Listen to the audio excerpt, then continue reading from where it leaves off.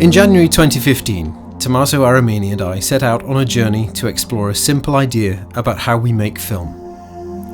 In his PhD studies, Tommaso had suggested that the great painters had used specific and often very different visual languages in their work, so that different paintings speak to their audiences in different ways, and that perhaps we could find new ways of seeing with the camera in cinema, based on these different approaches. Especially in the era of digital cinema, these are ideas that we're only beginning to explore. It's something we think really hasn't been done before in this new and exciting medium. Impressions is the outcome of that experimental process, a unique short film consisting of 3 distinct, different, and we think intriguing artistic visions rendered in moving images.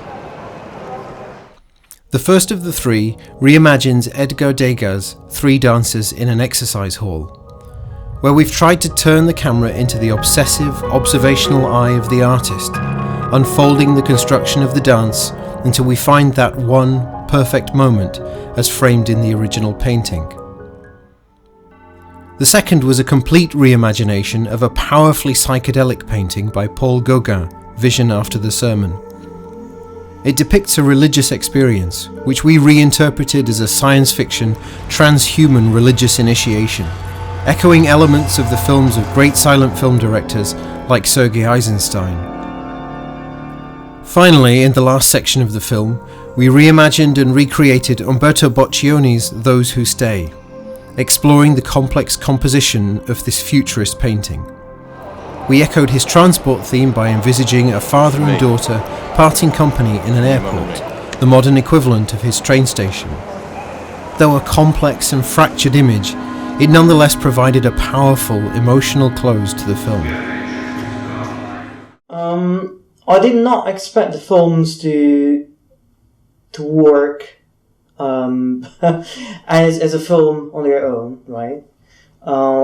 I've always felt that it would have been more like closer to test rather than actual short films that could have an impact to the audience on their own. When we showed to people who had never watched the films before, there was an emotional reaction to it. I think that's quite surprising, and I think that shows that the actual approaches may work because they do have an impact to the audience. The audience reacts emotionally to them. It's been a year of hard work and much careful consideration as we've tried to unfold these very different, difficult and subtle questions about how we see with the camera.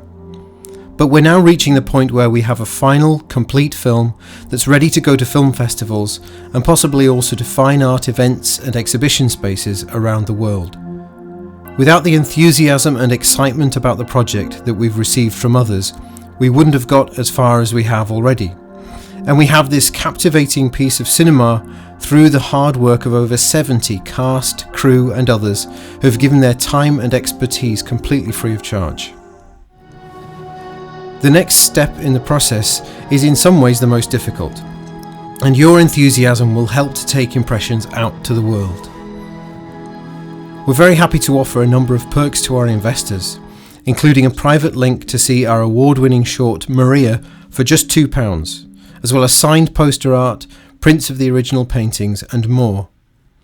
A standard run of festival submissions on its own can cost as much as £600, and with the additional costs of promoting the film, your contribution will help to turn an interesting idea into a successful film with an audience and a future that's yet to be written. We'd love for you to help us to write that story.